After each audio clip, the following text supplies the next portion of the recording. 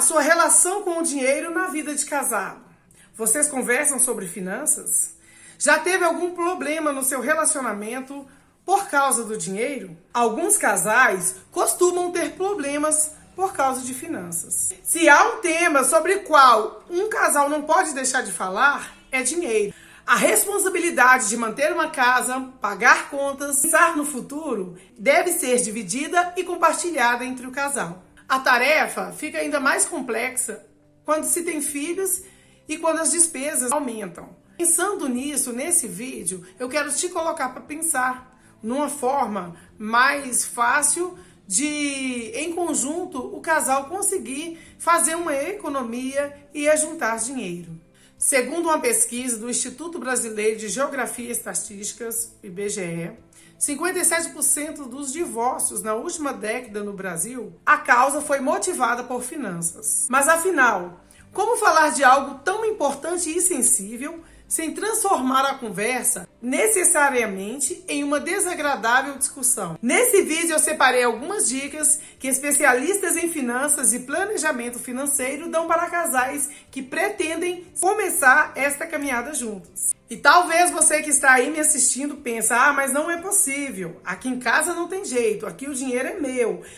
Não, o dinheiro dele é dele e o meu é meu. Mas na verdade, quando nós casamos, não é mais eu, mas nós. Então nós precisamos nos ater para isso, que a vida financeira do casal, ela é algo conjunto. E não tem como você pensar individualmente. Nós temos que pensar como uma só pessoa. Então se você tem o desejo de conquistar algo, planeja conquistar algo, tem sonhos, tem projetos, a partir do momento que você resolve assumir um relacionamento, um compromisso, é necessário que você pense como um casal e não de uma forma individual. Então vamos lá descobrir como isso é possível? A primeira dica para que isso se torne possível é ter uma conversa, um diálogo sobre finanças. Pode parecer um conselho óbvio, e é mesmo. Falar sobre finanças do casal é o primeiro passo. Até porque muitos sequer fazem isso. Uma pesquisa da Confederação Nacional dos Dirigentes Lojistas, em parceria com o Sistema de Proteção de Crédito e o Banco Central, revelou que 66% dos casais dizem não conversar sobre dinheiro.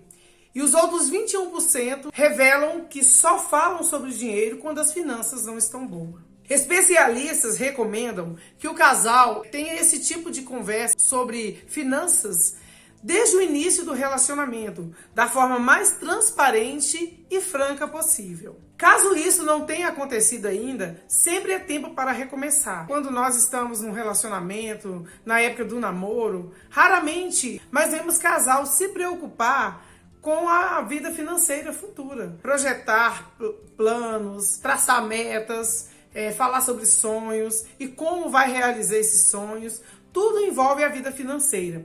Então a recomendação é que desde o início do relacionamento, quando firmarem um compromisso, um namoro, que tenha o hábito de assentar-se e conversar sobre a vida financeira, sobre a vida financeira a dois, sobre qual é o projeto, qual é o sonho, qual é o pensamento daquele casal, qual é o objetivo que eles têm para construir e conquistar juntos. Momentos que envolvam a possibilidade de se casarem, ter filhos, fazer uma viagem, comprar uma casa, é um momento oportuno para implantar de vez esse hábito na rotina do casal. E você, tem o hábito de conversar sobre finanças? Se tem, deixa aqui nos comentários. E se não tem, tá aí o momento oportuno para você começar a implantar isso na sua vida conjugal. Bora para a segunda dica. A segunda dica, conhecer a renda do casal e organizar um orçamento. Saber quanto entra de dinheiro durante um mês em uma casa é o ponto fundamental para definir o valor máximo de despesas que a família pode ter sem se endividar. Só sabendo quanto ganha e pode gastar junto, o casal poderá planejar o futuro e pensar em investir ou guardar dinheiro para a aposentadoria. A terceira dica, acertar a divisão das despesas. Há várias formas de definir como as despesas do casal podem ser divididas. Não há uma receita infalível. A situação econômica que nós vivemos, hoje foi preciso que muitas mulheres saiam para trabalhar, para ser uma ajudadora dentro de casa financeiramente. Então, acertar essas despesas, dividir, para não pesar para um só, é muito importante. Por exemplo, ambos trabalham, têm outro tipo de renda, ganham salários parecidos ou muito diferentes? Se os dois trabalham e têm rendas parecidas, especialistas sugerem que a divisão seja meio a meio. Se os salários forem diferentes, com um ganhando mais que o outro, nesse caso mais justo, parece ser uma divisão proporcional da despesa, de acordo com o que cada um ganha. Ou seja, quem ganha mais, paga mais. De qualquer forma, é importante bater na tecla que essas são algumas das possibilidades. Mas o importante mesmo é que o casal sente, converse e defina juntos qual é a melhor forma de fazer essa divisão. É uma forma que seja adequada para os dois e que isso não gere dissensões, não gere discussões, problemas entre o casal. A quarta dica, o dinheiro de cada um. Gente, essa dica é uma dica que pode até trazer assim, uma certa discordância. Porque tem pessoas que pensam, o dinheiro, eu casei, mas o dinheiro é meu, eu faço dele o que eu quiser. E não é bem assim. As primeiras dicas já falam sobre esse compartilhamento e tem que haver concordância. Então, para preservar a individualidade do casal, para que ele não tenha que ficar prestando contas todo dia do que gastou, porque tem pessoas que não gostam mesmo disso, o ideal é que eles combinem, né, entre eles, uma quantia como se fosse uma mesada. Fala, ó, todo mês você tem tanto para você gastar com o que você quiser. E tanto a mulher quanto o homem. Assim, a mulher também fica tranquila, mais livre, porque, na verdade, a mulher tem mais despesa que o homem. Não sei se você que está me assistindo concorda com isso, mas a mulher, ela tem algumas coisas que o homem não tem, então ela, às vezes, precisa gastar um pouco mais. Mas, enfim, para que isso seja preservado, essa individualidade, para que não haja esse sentimento que ele não manda no meu dinheiro, apesar de que o dinheiro não é meu, é nosso, mas seria interessante, né, ter, vamos dizer assim, essa combinação entre o cônjuge, entre o casal, para que a mulher também tenha a sua quantidade ali livre para ela comprar aquilo que ela deseja, né? E nós, mulheres, às vezes vemos coisas que às vezes o homem pensa assim, não tem necessidade, mas às vezes para nós tem. Então essa dica é importantíssima na vida do casal. A quinta dica, não esconder despesas do parceiro. Essa dica está um pouco até relacionada com a anterior. Porque quando a gente esconde uma coisa que você compra sem o conhecimento do seu parceiro, você está sabotando o seu planejamento familiar.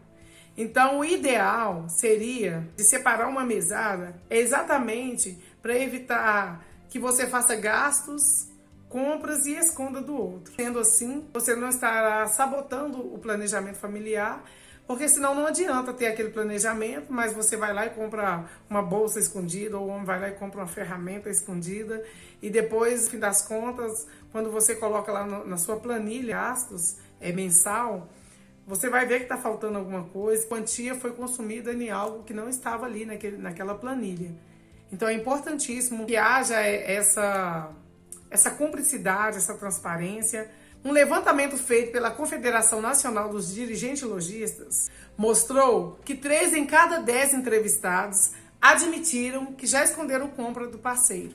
E sabe qual foi a justificativa da metade dos entrevistados? Pasmem, foram para evitar brigas e conflitos. Então a gente percebe o quanto o tema dinheiro ainda é tabu entre casais. Por isso é muito importante e necessário que os casais comecem, ainda no namoro, a dialogar sobre esse tão importante tema, que é a finança do casal, que é o dinheiro. Inclusive, a pessoa que eu conhecia, ela já era uma pessoa bem mais vivida, ela não trabalhava fora, mas ela tinha sua renda, fazia alguma coisinha, vendia alguma coisa para poder ter o seu dinheiro. Era só o esposo que dava conta do lar, que tomava conta da casa, que assumia todas as responsabilidades. E ela sempre falava, às vezes, ela dava vontade de comprar um conjunto de forro de cama, ela comprava escondido, né? Passava as pessoas vendendo na porta e ela comprava e pagava no carnezinho. Então, a renda que ela tinha, que ela vendia picolé, chup-chup, fazia broa, vendia para poder pagar, né, as dívidas dela. Então, a gente percebe o quanto pessoas antigamente, né, passava dificuldade com esse tema, principalmente com o esposo, né, sendo provedor mesmo da casa, sem a ajuda da esposa. E haja visto que naquela época eram mais filhos, os casais tinham o costume de ter 4, 5, 6 filhos. Então eu imagino que era muito difícil realizar um desejo de comprar sem comprometer o orçamento da casa. Então ela contava isso. E quando ele descobria, já estava comprado, não tinha como ela devolver, já tinha até usado. E ela falava que às vezes ela tinha uma pequena discussão por causa desses hábitos que ela tinha, de comprar escondido para pagar parcelado, e depois ele ficava sabendo, já estava até dormindo em cima do virão. Então é importantíssimo a gente ter esse cuidado. Agora, né, que a gente já tem muita informação pela internet, vídeos, pessoas orientando, eu acho que esse tema deveria ser um tema tratado na escola, para os filhos já crescerem com esse ensinamento de como economizar, de evitar gastos desnecessários. Então, vamos para o próximo. A sexta dica: conta conjunta ou individual? Você concorda em pegar toda a despesa e colocar numa única conta? Ou você acha que o ideal ou o certo, o mais viável a fazer é cada um tirar uma quantidade, pagar todas as contas e dividir, como eu falei no quarto tópico, ter uma mesada para que cada um gaste com as necessidades pessoais? O que você acha? Deixa aqui nos comentários. E a sétima dica é formar uma reserva de segurança. Inclusive, eu já tinha até adiantado ela. Poucas sensações são tão desagradáveis quando não se tem um dinheiro guardado de emergências quando elas acontecem. Imprevistos como um problema de saúde, ou quem sabe uma demissão inesperada, ou até mesmo um eletrodoméstico, uma máquina de lavar que quebrou no meio do mês, ficam menos amargo quando o casal tem um recurso poupado.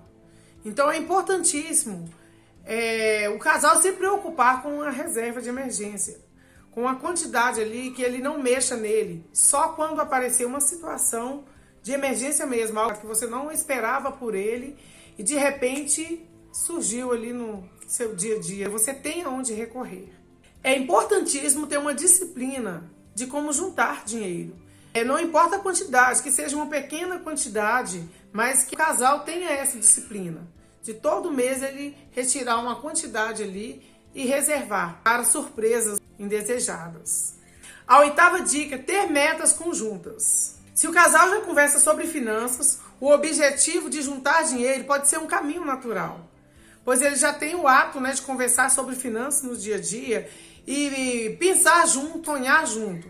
E isso vai ser possível porque os dois já têm o hábito. É importante que se assentem e conversem sobre planos futuros, porque esses planos só vão se tornar realidade se os dois tiverem o mesmo objetivo. Especialistas recomendam esse tipo de planejamento porque é uma forma do casal pensar como uma equipe e não individual. Se pensam como equipe, seus planos vão se tornar realidade, seus sonhos vão ser realizados. Mas se pensam no individual, é cada um puxando para um lado, fica impossível de você realizar algum projeto, de você conquistar algo, se você pensa individual.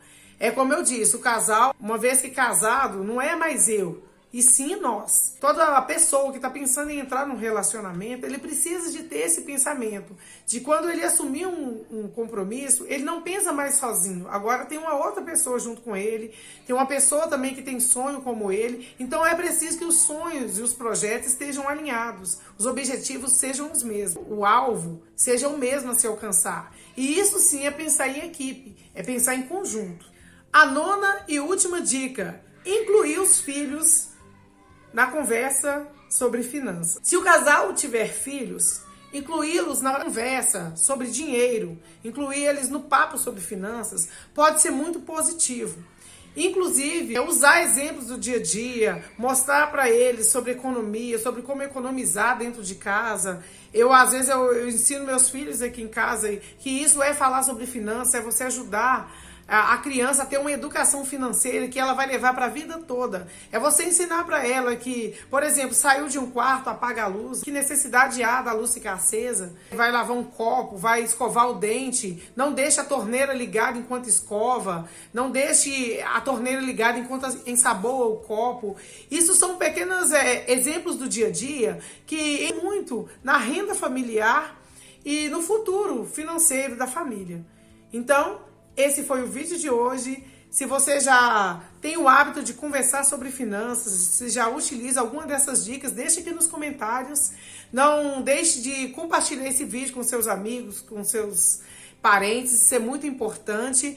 E não deixe de se inscrever também no canal e de curtir também, que é muito importante. Assim eu vou saber se você está gostando do conteúdo, se o conteúdo tem sido útil para você. Então, te espero no próximo vídeo. Tchau, tchau!